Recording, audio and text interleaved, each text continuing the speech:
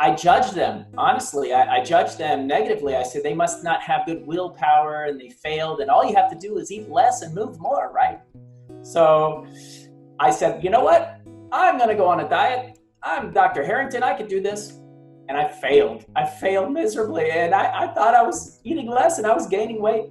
Welcome back to another episode of the PlantBased DFW podcast show with Dr. Riz and Maya, where we discuss topics related to lifestyle medicine. In this episode, you will meet Dr. Scott Harrington, your vegan primary care physician who is now practicing telemedicine and licensed in 42 states, including Texas. So make sure to listen to the entire episode to learn how you can get started as a patient. Dr. Harrington will also tell us about why he became vegan and how he works with his patients via telemedicine. He will also share with us a little about his background in the military and his deployment to Afghanistan. Stick around till the end because I have a question for you guys. Hope you enjoy this episode. Remember to subscribe to our channel to hear more great episodes like this one. Links to our YouTube channel, newsletter, podcast, and links for our guests are also located in the show notes. And today's guest is Dr. Scott Harrington. He has been practicing family medicine for over 17 years. While he began his career using standard methods, Dr. Harrington personally adopted a plant-based diet in 2012. Since then, he experienced dramatic improvement in his energy levels, exercise endurance, and recovery time. His weight, blood pressure, and blood sugar, along with hormone levels, all normalized. This convinced Dr. Harrington to focus on teaching patients what he learned, and the effects were impressive. Many patients suffering with chronic illnesses improved dramatically, and many were able to stop all medications.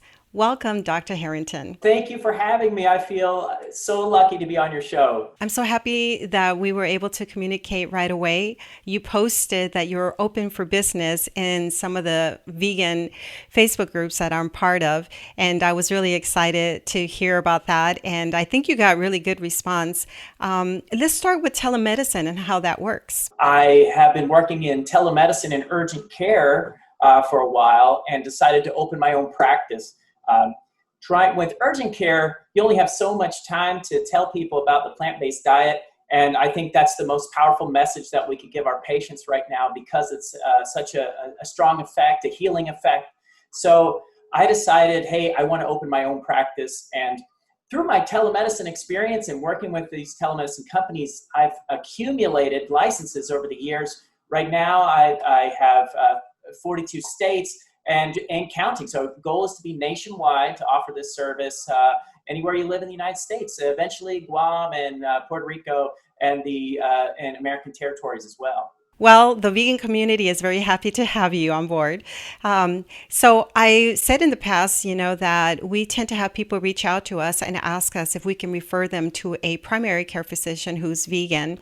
A lot of times movies such as Forks Over Knives or The Game Changers encourage people to get on board, and then they do so. They adopt the plant-based diet and then return back to the physician to excitingly tell them about the change. And the physicians sort of frown on these changes, and that can be very discouraging. So we're happy to know that there's someone like yourself who can actually encourage us along the way. That's a great point. I think that it speaks to how when you're making behavior change, it might be related to the people around you, or sometimes you just have a cognitive dissonance, like how could such a diet be that healthful when the diet I eat is fine? Are you saying my diet's bad? So yeah, I think a lot of doctors don't adopt it or just are willfully ignorant about the evidence. So tell us about your vegan journey. Well, my background is in the military. I went to West Point. I deployed to Afghanistan for over 2 years, and a very pragmatic style of medicine. And so over the years, though, you gain 1 or 2 pounds a year, the natural standard American diet you gain. And in the Army, they make you run. and you get a little heavier, it's harder to meet the requirements. And I want to excel. So, I told lots of my patients, oh, you have to go on a diet. And I judged them, honestly. I judged them negatively. I said, they must not have good willpower and they failed. And all you have to do is eat less and move more, right? So I said, you know what? I'm going to go on a diet. I'm Dr. Harrington. I could do this. And I failed. I failed miserably. And I thought I was eating less and I was gaining weight. So right during that time, that was 2011. And then in 2012, I saw Forks Over Knives. And it was just like my blinders were taken off. I immediately, I bought it basically hook, line, and sinker and went all in. And my health improved in every dimension. You know, it was amazing. It was like a miracle. But it was so simple, and I almost couldn't believe it. You know, I went down to my 18-year-old weight, you know, in just a couple of months. Heartburn went away, blood pressure, you know, was mildly elevated, improved. Everything got better. And so now it's my primary focus with my patients is trying to convince them, giving them tips and tricks to get on this way of eating. And you know, the Forks Over Knives movie continues to impact a lot of people. It's amazing that that's the movie that got you on board. You also mentioned that, you know, when you were in the military, you tried to convince some of the special forces soldiers to go vegan. What was that like? Oh man, so can you imagine? Can you imagine these guys? They tend to be, you know, men are the last sort of group to, you know, eating meat seems kind of a manly thing. You know, we hunt and we're tough, you know, and so men, especially like these elite special forces type people, would be sort of the last people you would expect to adopt this type of way of eating. And they're really focused on, oh, we got to get a lot of protein. And so for me, it was very tough. It was a uphill battle, but I was leading by example. You know, I led that's how you do it. You have to show in the Army and military, you have to be the one who goes up the hill first and say, follow me. And so I think that was the best thing I could do. Was it hard eating plant-based foods while you were deployed? Luckily, my deployments were before I was completely 100% vegan. I did, later on, I did deploy to Kuwait another time, so I've been deployed several times. But when I was deployed to Kuwait, in general, the military provides fresh fruits and vegetables. If you're in a garrison environment, a big base, they offer you fruits and vegetables, big salad bars. They're really accommodating. But when you're out on a small base and they provide the meals ready to eat, there are still things you can eat. Just like when you are in a restaurant or you're out, as a vegan, you're always looking for the side dishes and the plant-based options. And for the most part, you can get along. You can get along. And even in the military, you can get along. I want to read a quote from your website that I really like. It says that your goal is not really to rely on the Western model of medicine, such as managing chronic conditions solely with pills, but rather to use plant-based nutrition to achieve optimal health. And you also include exercise and quality relationships. This sounds a little bit like lifestyle medicine. Do you apply that as well to your practice? When you're becoming a family medicine doctor, they're always teaching first things first, you try lifestyle medicine, but most doctors don't really pay attention to that step one. They just kind of throw it away and go straight to the pills because the time is getting more and more compressed with each visit. I do like what I hear at the American College of Lifestyle Medicine. I'll actually be attending their conference later on this month. Most of the doctors that are highlighted through the Physicians Committee of Responsible Medicine go there and get a lot of information from there. Were you at the Lifestyle Medicine conference last year? No, I was not. One of the things is because I've been doing this since 2012 and have been very busy, I really follow closely Dr. Greger, who's daily producing these great videos with that are all evidence-based. And so part of me was I felt like it might be a rehash, but I want to go there and I want to see it coming straight from the most up-to-date version of everything that's been accumulated to make sure that I'm at the tip of the spear. My husband also, had been practicing for 20 years before he learned about plant-based nutrition. And we spent the last 2 to 3 years attending everything that we can attend. It's been a passion of mine to learn along with him. And so last year we did go to the Lifestyle Medicine Conference, and I'll tell you, Dr. Harrington, out of all the things that I've attended, even the cruise, the Holistic Holiday at Sea cruise, the Lifestyle Medicine Conference to me is one of the best conferences, not only because of the community, you can connect with like-minded people, but the presentations were just excellent. We will also be attending the virtual conference this year for the Lifestyle Medicine. So Great. I look forward to yeah. seeing you there. That's Yeah. awesome. And so my other question was, so as we know, most physicians do not receive a lot of training in nutrition. So did you do the eCornell course out of curiosity? No, I haven't done the courses. Like I said, I've been focused on this since 2012, doing my own research and highlighting. I stand on, I guess you could say, I stand on the shoulders of giants, reading all the books, like Dr. Furman's Eat to Live, Dr. Esselstyn's Reversing Heart Disease, T. Colin Campbell's China Study. So none of these sort of ideas are my own, but there is such a cadre of the vegan royalty, I guess you could say, and there's so many resources, and I just eat it up like my daily daily food, daily medical advice. So I really feel like I've embraced this and gone full hook, line, and sinker. One of the things I find so frustrating is I thought by now, by Forks Over Knives happening and by the Game Changers and What the Health and all these movies, that doctors would have adopted this long time ago, and it's just very impressive.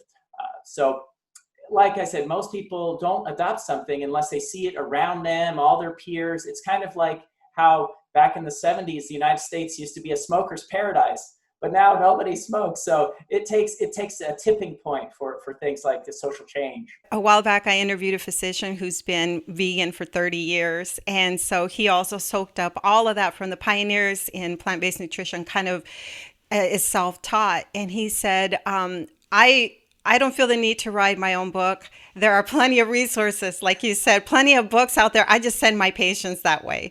Actually, before we move on to nutrition, I wanted to kind of say again that because COVID, now a lot of people have gone virtual. So meetings, consults, things are happening via Zoom. And now telemedicine is becoming a thing. So how can we encourage people who are interested in having a plant-based physician to sort of be comfortable with that transition of seeing their physician via telemedicine?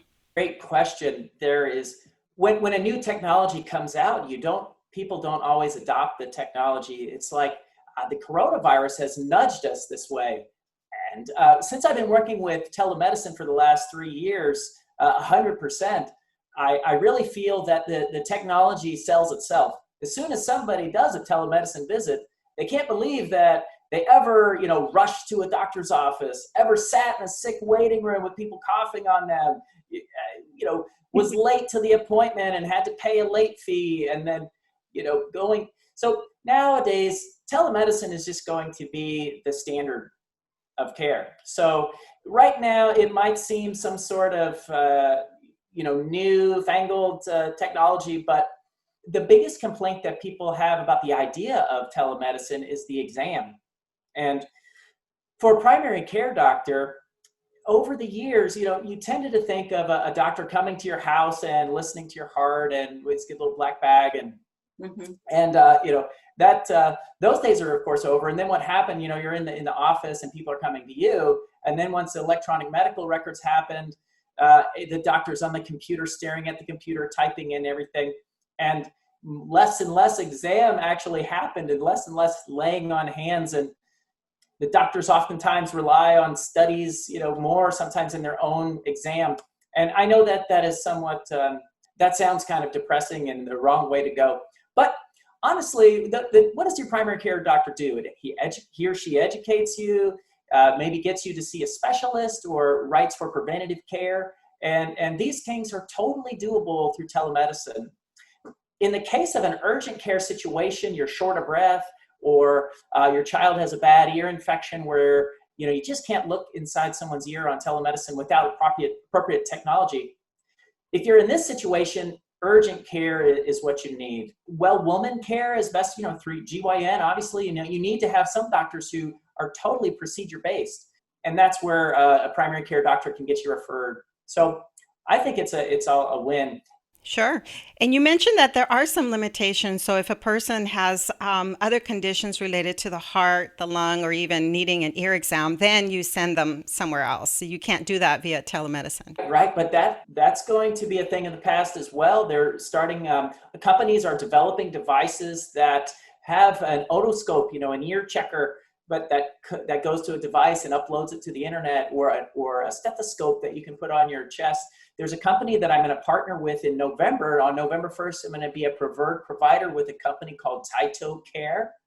Taito Care has a device that has a device that can look inside your mouth, a stethoscope, and an otoscope, and uploads the images to and the audio to your doctor. That would be the last mile, I guess you could say, is using a device like this. And I'll have coupons that I could give my patients for the device. Unfortunately, the device right now is about $300. Taito Care Medical Home Kit. But it is nice for the idea of a rural family who doesn't want to drive really far or something like that. They could get a kit like this and even we could deal with pneumonia and ear infections and throat infections and things like that. Definitely, yes. So I'm curious also to know, with your past 3 years of experience practicing telemedicine, who are typically your patients, and how do you work with patients that might have thyroid issues or diabetes? The patients I have as a family doc are from all walks of life. They're people who have a lot of resources and some that have very few resources. And especially in the military, we get access to people from all walks of life. So some of my patients are elite athletes, and some of them are highly sick. They have lots of medical problems. Some of them are debilitated and can't make it. Some of them are housebound, can't actually make it out of their house. So telemedicine really helps in terms of thyroid care, in terms of diabetes care. These are all typical problems that your family doctor deals with. Mm-hmm. Blood pressure, thyroid, diabetes, heartburn, kidney stones, gout, arthritis. These things are the typical. So I offer the standard of care, and I take them through the plant-based diet and trying to get them on board. Now, if I didn't always run vegan primary care, and most of my patients were not vegan, but just like the smoking situation, you don't throw your patient away because they smoke. You try to help them along on board. But hopefully with this, people will be ready for the message. They are going to vegan primary care, so I can help them with the tips and tricks. Definitely. I feel that those individuals who are already vegan are a little bit more invested in their health. If they come to you as a patient, then they're more likely to be compliant in terms of what you preach about healthy plant-based foods. Okay, so I do have some questions related to plant-based nutrition. And again, we are of the mindset like you don't dispose of patients just because they're not 100% vegan. So we encourage people to just incorporate more plants into their diet. What would be the first animal-based food that you would recommend people to just sort of minimize or let go of? Well, golly, it's hard to choose between milk, eggs, and meat, but I would start with cheese and milk because of the high amount of saturated fat, the antigenic, the allergies that people develop, kids getting anemia because of what the milk, the proteins in milk do to the brush border of the intestine, causing anemia and irritation. The hormones, the increased risk for breast cancer and prostate cancer. So the number one is milk. I see a lot of children who seem older than they are or going through early puberty. You wonder if it is the estrogens in the milk that comes from the pregnant. The cows are producing milk even though they're pregnant. So I feel that number one is that because what do we eat? We Americans eat a lot of chicken and they eat a lot of cheese on pizza. And I think both of these are harmful foods, but if you got rid of the cheese, you would be way ahead of the game just from that food. I've heard people say also that when they stop consuming dairy, their asthma improved, skin conditions improved. People always worry about gluten sensitivity. How do you address the gluten sensitivity issues? I address it all the time in terms of, I'm always answering this because this is a looming sort of question. And we know that there's celiac disease, so people are gluten intolerant and allergic to it and have problems. From my experience, the people with full-blown celiac disease have wasting and diarrhea and are thin or have problems with that. And then there's this the specter of sort of the gray zone of gluten sensitivity and having maybe bloating, and it is a thing. It is a true thing, and we have to accept it. And we have to meet it there. But it's actually not that hard to eliminate that from your diet and still have a semi-normal. If you eliminate the wheat products, you can get along pretty well. I tell people, if they're concerned at all about it, go ahead and stop. I also run through a celiac workup on people. You could look for IgA antibodies, IgG antibodies in different labs, anti-Gluten labs, that you can try to diagnose that. And the gold standard is a colonoscopy and getting biopsies. But if patients come to me and are really concerned about that, I have no problem encouraging them to do an elimination diet and then maybe do a gluten challenge and seeing if it does. And is it placebo effect or is it a true thing? That can sometimes be difficult, but I say go for it. I say go for it and try, because some people have problems.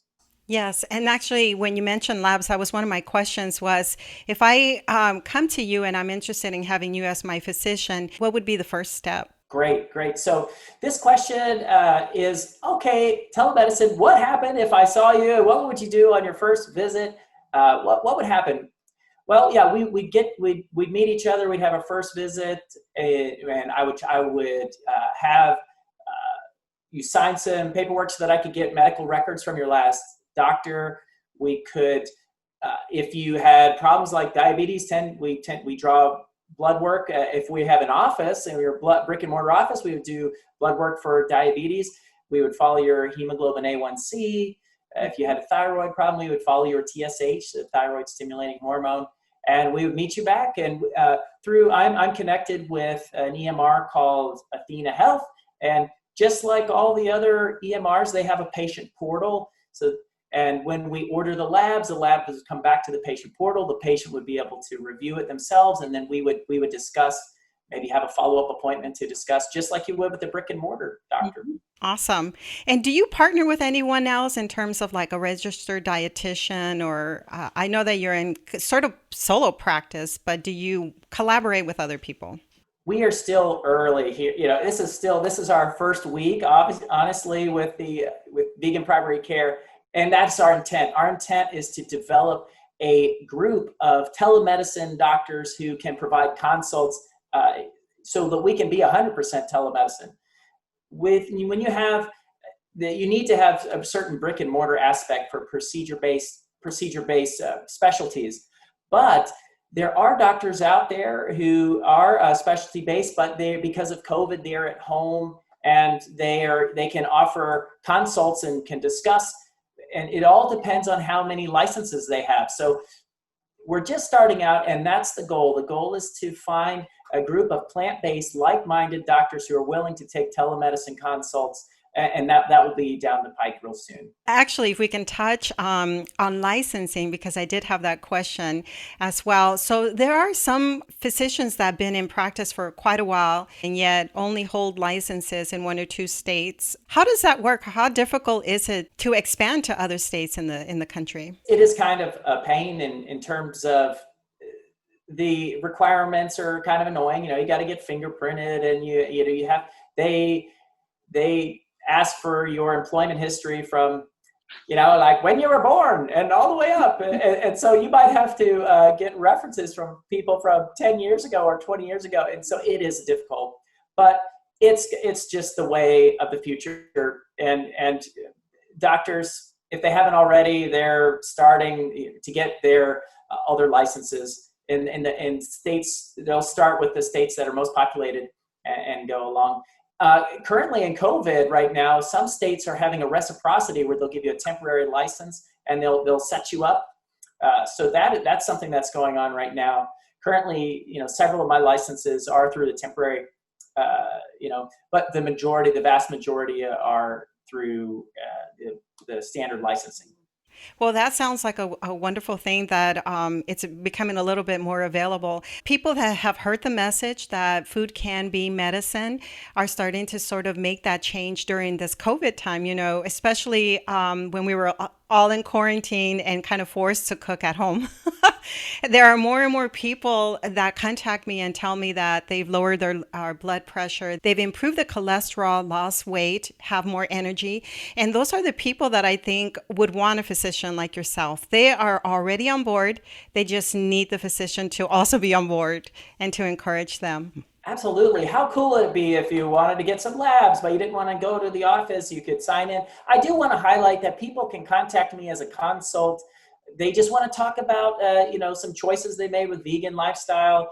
They want to know, what my recommendations might be about a specific thing. They can just call in for a consult, and they don't have to sort of burn any bridges with any of their local providers or anything like that. Yes. Okay. That's a good point. And can we also mention insurance companies and how that's going? So this has been an eye-opener for me, getting insurance companies. The doctors the company that I worked with before did all this for me, and we had the benefit of time, and I'm through the company. I have insurance in all 50 states, but when I start your own business, you have to reapply, and so I've been doing this now for 3 months, and right now the only one that's on board right now is Medicare, unfortunately, but I have applications out with Aetna, which should be in 6 weeks. Cigna, same thing, 6 weeks. Humana, Blue Cross Blue Shield, WellCare, and so I'm adding these as time goes by. But unfortunately, it's been slower than I'd like. But I'm not going anywhere, so I'll be adding these insurance companies like feathers in my hat, and I will. You just watch my site, my Facebook site, Vegan Primary Care, and I'll set up alerts to as soon as I get new insurance coming in. That's wonderful to hear. And I do have a couple more questions about nutrition. Can you give us some tips on how one can lower their blood pressure at home just with using food? Blood pressure, very common topic. One of the things that everyone hears about is salt. So there are things like canned soups or processed foods that tend to have a lot of salt, and you're going to want to focus on that. When you switch to a whole food plant-based diet, and it's not something that has a ton of additives, that your overall salt intake goes way down. Especially some meats have actual salt in them as well. Even chicken, cheese is very salty. That's another thing. So, but one of the problems when you eat a high protein diet, high animal protein diet, it's almost like a filtrate that the body's dealing with this high protein and through the kidneys. When you start to go low protein, low animal protein, low fat, the viscosity of the blood decreases. And so these are things that help with blood pressure. One of the biggest problems and one of the biggest reasons to have a vegan doctor is coming off your medicines. And how do you know when to stop? Because if you're taking blood pressure medicines and you're starting to eat this way, you start to get dizzy because you get the side effects of the blood pressure medicines. So sometimes people have to cut their medicines in half or stop them altogether if they're becoming too dizzy. Right. That was sort of like one of my earlier questions was when you have such conditions like that, and we know that whole plant-based foods can quickly kind of help remedy that. How do you monitor that just to make sure that their medication gets adjusted as needed? Well, we don't have continuous web monitoring. That is kind of the wave of the future. There are companies that are doing that where the patient does like their glucometer, and then the doctor will see it automagically. We're not there yet, but that will come in the future, I believe. Patients are educated on how to monitor it. If they're going too low with their blood sugar, they're back off. You can do a protocol where if they're taking daily long acting insulin, to be able to wean back themselves. Every 6 weeks we might do blood work if we're made of a drastic change. But most of this stuff can be monitored by the patient at home. Diabetics have a glucometer, and people with blood pressure have their own blood pressure cuff. These are cheap now. You can get them for $35, and you can monitor your own blood pressure. If you're getting dizzy, you simply decrease the med. I don't know if I answered specifically how would people get in touch with me to let them know there's a change. With a portal and with any of these electronic medical records, they have a portal, and you have direct access to the doctor through messaging. And you just a patient could put in a question, and we could make direct feedback right there. So that once you get a relationship with the doctor, for instance, if you came in with vegan primary care, you'd have access to that, and we could go back and forth. Thank you for mentioning that. And can we talk about how important it is for us to optimize our health right now? I'm glad you mentioned that, because with COVID, we kind of feel powerless. And other than the idea of social distancing and wearing a mask and washing your hands and making the right decisions about places that you go that may not include lots of interactions, by going on a plant-based diet, it is kind of pouring some of that psychic, anxiety, some of that energy into doing something about it. If you're putting your best foot forward with the diet that you're eating, certainly a diet high in fruits and vegetables are going to have the phytochemicals and the nutrients that are just going to be the best diet to help prevent disease. Yes. Are there any foods that you recommend that we eat now just to kind of improve our immune system? I saw this great video by Dr. Greger with nutritionfacts.org, where he was talking about prevention of upper respiratory infections with intake of mushrooms, increasing your antibodies of your mucous membranes. It was a way they did a quarter cup of mushrooms, whether it was white mushrooms, white button mushrooms, shiitake, portobello, any of the typical mushrooms. They studied would actually increase your antibodies at your mucous membrane. So I think that's a win-win because mushrooms are very healthy for you, and they'll increase your antibodies at your mucous membranes. Yeah, that's a good point.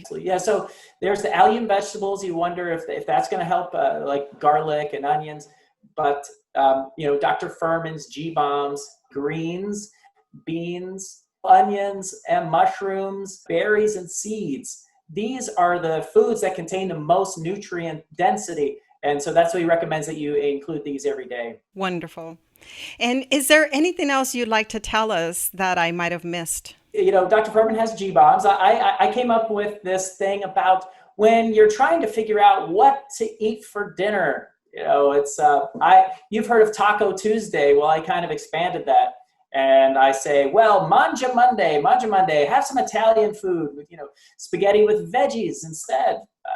There's various Mediterranean food, Greek, and there's lots of options, falafel and hummus, and you could use that for Monday, Mangia Monday. Taco Tuesday, Mexican, you can make them totally plant-based. Wednesday is Wok Wednesday. So Asian food of all types of varieties is very, very healthy. Rice with veggies. Thursday, we have Thanksgiving Thursday. Think about the side dishes at a Thanksgiving meal. The cranberry sauce and roasted root vegetables, and this kind of the garnishes. You could have mashed potatoes. Friday is Fun Food Friday, where you could barbecue. You could have some sort of vegan frozen meals or substitute foods if you're kind of busy on Friday. I call Saturday Social Saturday or Soul Food Saturday, where you go through casseroles and soul food. You can make soul food vegan. There's Tabitha Brown, and she's doing a lot of great things. And so there's Saturday, and then Sunday I call it Soup or Bowl Sunday. So you come up with the ones that you can eat throughout the week as leftovers, like vegan chili. There are the shepherd's pie that you can make with lentils. There's so many options. I really feel like with vegan food, it's opening you up so you're not just eating chicken, steak, or pork chops. You actually have so many more options. It really opens you up.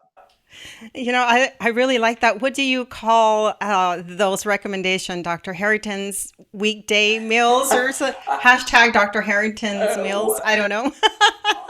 Call it my weekly meal planner.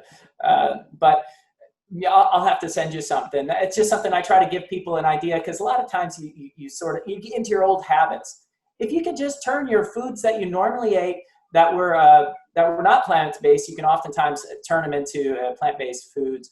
Or sometimes if you have a recalcitrant family member who's sticking to their guns and doesn't want to switch, you can have a little bit of meat and put it on in like a stir fry veggies. You can still add a little meat for them and otherwise go plant-based. Don't make that as an excuse. Maybe you can do it as a challenge on social media. All right. I love it. I think we kind of sort of have covered how people could switch over or, become a patient of yours. They would just simply go to your website. Just go to veganprimarycare.com. You can hit book appointment. If you're on a desktop, you'll see the book appointment sign. If you don't see the book appointment sign, click the menu and you'll see portal. You sign up to be a patient on the portal. And once you're in the portal, you can make appointments and we can message back and forth. And I really look forward to it. I look forward to your good health and, take back your health. Come see Dr. Harrington and I'll be your vegan doctor. Thank you so much for really creating this program. Someone who encourages us to eat more plants is what we're looking for. So thank you so much. And I appreciate you taking your time to be on our show. Thank you again. Thank you, Maya. Appreciate it. So what do you guys think about the future of telemedicine? Do you feel a little more comfortable about choosing a vegan doctor who is available in the comforts of your own home and who also is on the same page about nutrition? Let me know in the comments below. And again, thanks for listening. You've been listening to the Plant-Based DFW podcast show. If you like our content, please like, share, and leave a review. Our goal is to provide quality episodes to help support the community.